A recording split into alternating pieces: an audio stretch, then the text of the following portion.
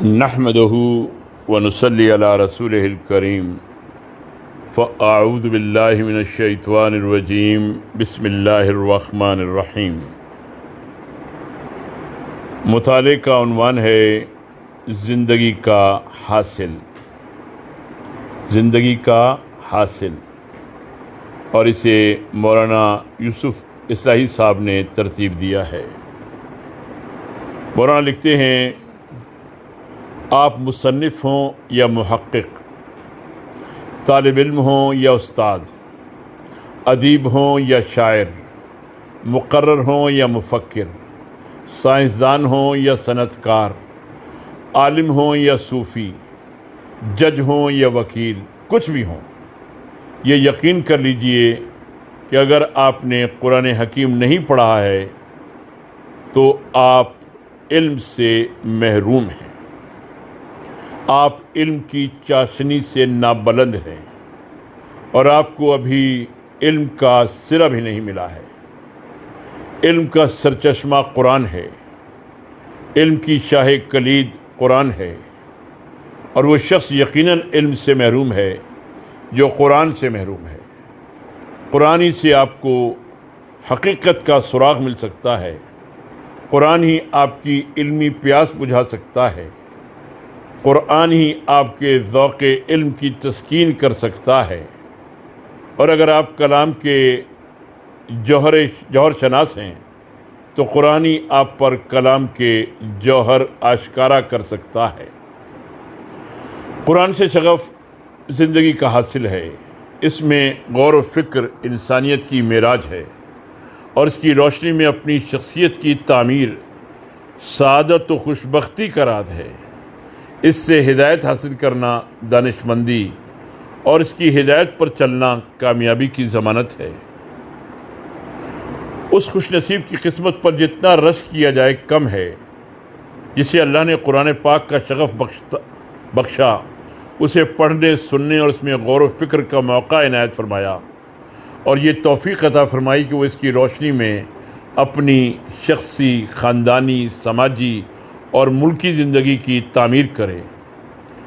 اور اسی طرح اس محروم کی زندگی پر جتنا افسوس کریں کم ہے، جسے اللہ نے سوجھ بوجھ عطا فرمائی، پڑھنے لکھنے کا موقع عنایت فرمایا، لیکن پھر بھی وہ قرآن کے علم سے محروم ہے، اور اگر اسے اپنی محرومی کا احساس بھی نہیں ہے تو خون کے آنسوؤں سے بھی اس کی تلافی نہیں ہو سکتی۔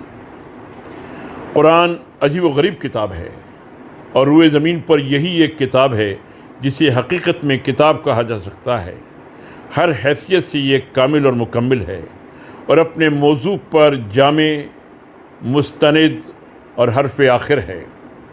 آپ دنیا کی کوئی کتاب پڑھیں، کسی فن کا مطالعہ کریں، بے شک آپ کی معلومات میں کچھ اضافہ ہوگا، کچھ دماغی اور ذہنی صلاحیتوں میں اضافہ ہوگا، کچھ فنی اصول و ضوابط معلوم ہوں گے، کسی قدر سوجھ بوجھ سے کام لینے کے آپ عادی ہو جائیں گے، لیکن آپ کا دل بدل جائے، آپ کی شخصیت بدل جائے، آپ کے اندرون میں منظم اور کامل انقلاب آ جائے، آپ کی زندگی کی قدریں بدل جائیں، آپ کے فکر و عمل کے نظریے، زاویے بدل جائیں، ترک و اختیار کے معیار بدل جائیں، آپ کی زندگی کا رخ بدل جائے، تو یہ کام دنیا کی کوئی کتاب نہیں کر سکتی۔ یہ کمال قرآن کو حاصل ہے، اور صرف قرآن کو۔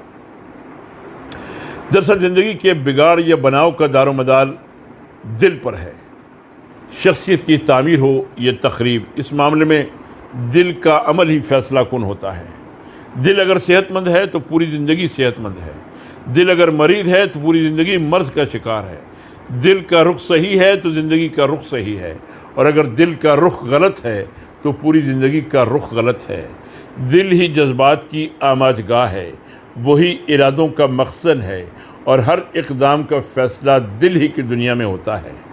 رسول اکرم محمد صلی اللہ علیہ وسلم کا ارشاد ہے، بخاری کی حدیث ہے، سنو، جسم میں گوشت کا ایک ٹکڑا ہے، جب وہ سدھر جاتا ہے تو پوری شخصیت سدھر جاتی ہے، اور جب یہ بگڑ جاتا ہے تو پوری شخصیت بگڑ جاتی ہے۔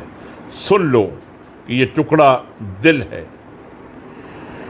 دل کی یہ اہمیت نگاہ میں رکھیے، اور یہ بات بھی ذہن میں تازہ کر لیجئے کہ روئے زمین پر دل سے خطاب کرنے والی اور دل کو موضوع بنانے والی اور دل کی اصلاح کو نشانہ بنانے والی کتاب صرف قرآن ہے۔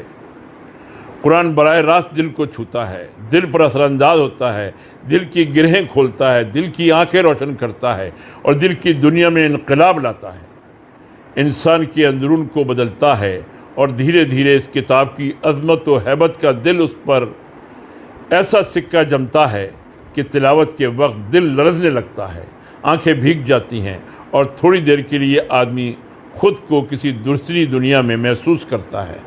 پھر جس قدر آپ کا شغف اس کتاب سے بڑھتا جائے گا، آپ کا رواں رواں اس یقین کی حلاوت محسوس کرے گا کہ شغف کے لائق اگر کوئی کتاب ہے تو وہ صرف قرآن ہے۔ جسے اللہ نے علم و ہدایت کا ذوق بخشا ہے، اس کا دل پکارے گا کہ مطالعے کے لائق اگر روئے زمین پر کوئی ایک کتاب ہے تو وہ صرف یہی کتاب ہے۔ کس قدر عبرتناک ہے اس شخص کی نادانی جسے اللہ نے سوجھ بوجھ اور علم و فن کا ذوق بخشا ہے، اور پھر بھی اس کا محبوب مشغلہ تلاوت قرآن کے سوا کچھ اور ہے۔ دنیا کی زندگی چند لمحوں کی زندگی ہے جو صرف ایک ہی بار ملتی ہے، چھن جانے کے بعد پھر کبھی نہیں ملتی۔ جو شخص اس مختصر وقفے کو سچے موتی حاصل کرنے کے بجائے بے قیمت سنگریزوں کے بٹورنے اور ان سے کھیلنے میں ضائع کرتا ہے، اس کی نادانی کا کوئی ٹھکانہ ہے؟ اگر اب تک آپ نے یہ عجیب و غریب انقلابی کتاب نہیں پڑھی ہے تو اس سانحے پر خون کے آنسو بہانے سے بھی افسوس کا حق ادا نہیں ہو سکتا۔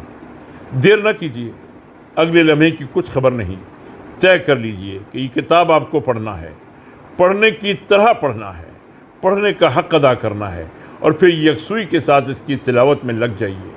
یہ آپ کی روح کو گرمائے گی، آپ کے ضمیر کو جھنجھوڑے گی، آپ کے دل سے خطاب کرے گی اور خاموشی سے آپ کے دل میں بات اتارے گی کہ آپ کیا ہیں، آپ کا آغاز کیا ہے، آپ کا انجام کیا ہے، آپ دنیا میں کیوں آئے ہیں، یہ دنیا کیا ہے، اس کا بنانے والا کون ہے، اس سے آپ کا تعلق کیا ہے، اس مختصر زندگی میں آپ کو کیا حاصل کرنا ہے، کیوں حاصل کرنا ہے، آپ کی حقیقی منزل کیا ہے، آپ اپنی منزل پر کامیابی کے ساتھ کیسے پہنچ سکتے ہیں، آپ کی شخصیت کے چہرے پر کہاں کہاں داغ ہیں، یہ داغ کیوں ہیں اور ان کو صاف کرنے کی تدبیریں کیا ہیں، آپ زندگی کی تعمیر کن بنیادوں پر کریں، اپنی شخصیت کی تکمیل کے لیے کس طرح زندگی گزاریں، اور ایک کامیاب انسان بننے کے لیے آپ کیا رویہ اختیار کریں۔ پھر قرآن پاک صرف رہنمائی اور تعلیم کا فریضہ ہی انجام نہیں دیتا، بلکہ وہ اپنی تعلیم اور رہنمائی پر کاربند ہونے کی داخلی قوت بھی فراہم کرتا ہے، اپنی حقیقتوں کو جذب کرنے کی توانائی بھی بخشتا ہے، اپنی تعلیمات پر جمنے، ان تعلیمات کے مطابق عملی زندگی بنانے کا جذبہ بھی پیدا کرتا ہے، عزم و حوصلہ بھی دیتا ہے، اور برابر آگے بڑھتے رہنے کے لیے مسلسل آمادہ بھی کرتا ہے۔ قرآن منزل بھی دکھاتا ہے، منزل تک پہنچنے کے لیے رہنمائی بھی کرتا ہے، اپنی راہبری میں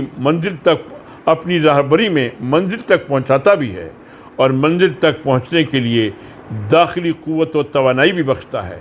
یہ خوبی قرآن کے علاوہ دنیا کی کسی کتاب کو حاصل نہیں، مگر یاد رکھیے کہ قرآن سے کچھ لینے کے لیے آپ کو مستحق بنائے بغیر آپ کچھ نہیں لے سکتے، مگر یاد رکھیے کہ قرآن سے کچھ لینے کے لیے اپنے آپ کو مستحق بنائے بغیر آپ اس کچھ بھی نہیں لے سکتے، اور اس کی تلاوت کا حق ادا کیے بغیر آپ اس سے کچھ نہیں پا سکتے۔ کچھ پانا تو درکنار، اگر آپ اس کی تلاوت لاپرواہی اور جذبہ اطاعت کے بغیر کسی اور مقصد کے لیے کرتے رہے تو یقین کر لیجئے کہ آپ عبرتناک گھاٹے کی طرف رواں دواں ہیں۔ آپ ہدایت کی راہ پر نہیں ہیں، بلکہ ہدایت سے برابر دور ہو رہے ہیں۔ آپ کے دل کی آنکھیں برابر بے نور ہو رہی ہیں، اور آپ ایک عظیم دولت کو ہاتھ میں لینے کے بعد سب سے بڑے دیوانے بن گئے ہیں۔ کتنی عبرتناک ہے اس بدنصیب کی موت جو چشمہ شیریں کے کنارے کھڑے کھڑے پیاس کی شدت سے تڑپ تڑپ کر جان دے دے۔ اگر اللہ نے آپ کے ہاتھ میں قرآن دے دیا ہے تو یہ ثبوت ہے اس بات کا کہ اللہ آپ پر بہت مہربان ہے۔ اس نے اپنی سب سے بڑی نعمت، جس کا بوجھ کائنات کی کوئی بڑی سے بڑی مخلوق بھی برداشت نہیں کر سکتی، آپ کو عطا کر دی ہے۔ اللہ تعالیٰ کا سورہ حشر میں ارشاد ہے، لو انزلنا هذا القرآن على جبل لرأيته خاشعا متصدعا من خشیت اللہ، اگر ہم نے یہ قرآن کسی پہاڑ پر بھی اتار دیا ہوتا تو تم دیکھتے کہ وہ اللہ کے خوف سے دبا جا رہا ہے اور پھٹا پڑتا ہے۔ اپنی عظمت کا احساس کیجئے کہ اللہ نے آپ کو کتنی عظیم نعمت سے نوازا ہے۔ آپ کو قرآن دے کر رحمت، ہدایت، شفا، نجات، فلاح، کامرانی، فوز عظیم سب کچھ حاصل کرنے کا یقینی ذریعہ اس نے آپ کے ہاتھوں میں دیا ہے۔ اب یہ آپ کے ظرف، طلب اور کوشش کی بات ہے کہ آپ اس سے کیا حاصل کرتے ہیں اور کیا حاصل نہیں کرتے۔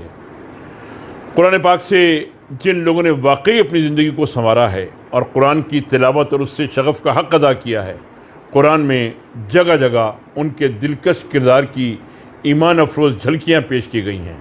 قرآن پاک کے یہ حصے بار بار پڑھنے اور ان سے اپنی روح کو گرمانے کی ضرورت ہے، اور جب آپ اس کردار کا کوئی پرتاؤ اپنی زندگی میں پائیں تو اللہ کا شکر ادا کریں اور اپنی کوشش و کاوش کو اور تیز کر دیں۔ نمونے کے طور پر چند آیات ہیں جن پر غور کریں۔ سورہ زمر کی آیت نمبر 23 ہے۔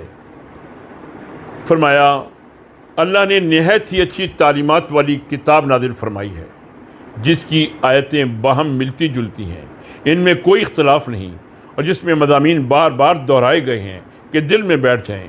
اپنے پروردگار سے ڈرنے والے اسے پڑھتے ہیں تو ان کے رونگٹے کھڑے ہو جاتے ہیں، اور پھر ان کے بدن اور ان کے دل اس کی گرمی سے پگھل کر اللہ کی یاد کی طرف متوجہ ہو جاتے ہیں۔ سورہ انفال کی آیت نمبر 2 میں ارشاد ہے، سچے اہل ایمان تو وہ لوگ ہیں جن کے دل اللہ کا ذکر سن کر لرز جاتے ہیں، اور جب اللہ کی آیات ان کے سامنے پڑھی جاتی ہیں تو ان کا ایمان بڑھ جاتا ہے اور وہ اپنے رب ہی پر اعتماد رکھتے ہیں۔ سورہ بنی اسرائیل کی آیت 107 تا 109 میں ارشاد ہے، جن لوگوں کو اس سے پہلے علم دیا گیا ہے انہیں جب یہ پڑھ کر سنایا جاتا ہے تو وہ منہ کے بل سجدے میں گر جاتے ہیں اور پکار اٹھتے ہیں، پاک ہے ہمارا رب، اس کا وعدہ تو پورا ہونا ہی تھا، اور وہ روتے ہوئے منہ کے بل گر جاتے ہیں، اور اس کو سن کر ان کا خشوع اور بڑھ جاتا ہے۔ دور رسالت کے ایک مشہور شاعر لبید ابن ربیعہ عامری ہیں جو عرب شعراء میں انتہائی اونچے مقام کے مالک ہیں۔ عربی زبان میں اپنی فصاحت و بلاغت کے اعتبار کے ساتھ قصیدے مشہور اور مقبول ہیں۔ ان 7 قصیدہ گو شعراء میں ایک لبید رضی اللہ عنہ بن ابن ربیعہ عامری بھی ہیں۔ ایک مرتبہ لبید ابن ربیعہ عامری رضی اللہ عنہ دربار رسالت میں حاضر ہوئے۔ اللہ کے رسول صلی اللہ علیہ وسلم نے ان کو قرآن پاک سنایا۔ حضور صلی اللہ علیہ وسلم کی زبان مبارک سے اللہ کا کلام سنا تو آنکھیں بھیگ گئیں۔ قرآن کے پرجوش، سحر انگیز اور انقلابی انداز بیان نے اس قدر متاثر کیا کہ بے اختیار پکار اٹھے، یہ اللہ ہی کا کلام ہے۔ کلام کے جوہر شناس تھے، مسحور ہو گئے۔ کلام الہی نے ان کا دل جیت لیا اور اسی وقت اسلام قبول کر کے دولت ایمان سے مالا مال ہو گئے۔ لبید دولت ایمان سے مالا مال دربار رسالت سے رخصت ہو گئے اور ہمیشہ کے لیے یمن کے ایک گوشے میں قیام پذیر ہو گئے۔ اس کے بعد قرآن پاک کی تلاوت ہی ان کا سب سے محبوب مشغلہ تھا۔ اکثر دل بستگی کے ساتھ قرآن کی تلاوت کرتے تھے۔ حضور صلی اللہ علیہ وسلم دنیا سے رخصت ہو گئے۔ خلافت کی گراں قدر ذمہ داری حضرت ابوبکر صدیق رضی اللہ تعالیٰ عنہ نے سنبھالی، اور حضرت ابوبکر رضی اللہ تعالیٰ عنہ کے بعد یہ عظیم ذمہ داری حضرت عمر رضی اللہ تعالیٰ عنہ کے سر آ گئی۔ فاروق اعظم نے اپنے دور خلافت میں شورائے اسلام کی طرف بھی توجہ دی، ان کے کلام کی نقلیں منگوائیں اور یہ جائزہ لینا چاہا کہ شورائے عرب اسلامی تعلیمات سے کس حد تک متاثر ہوئے ہیں۔ دوسرے شاعروں کے ساتھ ساتھ خلیفہ وقت کا پیغام لبید رضی اللہ عنہ کے پاس بھی پہنچا۔ لبید رضی اللہ عنہ نے پہلے تو عذر کیا، لیکن دربار خلافت سے دوبارہ مطالبہ کیا گیا تو مجبور ہو گئے، اور سورہ بقرہ کی آخری آیتیں آمن الرسول سے ختم سورہ تک لکھ کر بھیج دیں، اور آخر میں لکھا، امیر المومنین، جب سے اللہ کا کلام یاد کیا ہے میں اپنا کلام بھول گیا ہوں۔ امیر المومنین، جب سے اللہ کا کلام یاد کیا ہے اپنا کلام بھول گیا ہوں۔ وما علینا الا البلاغ۔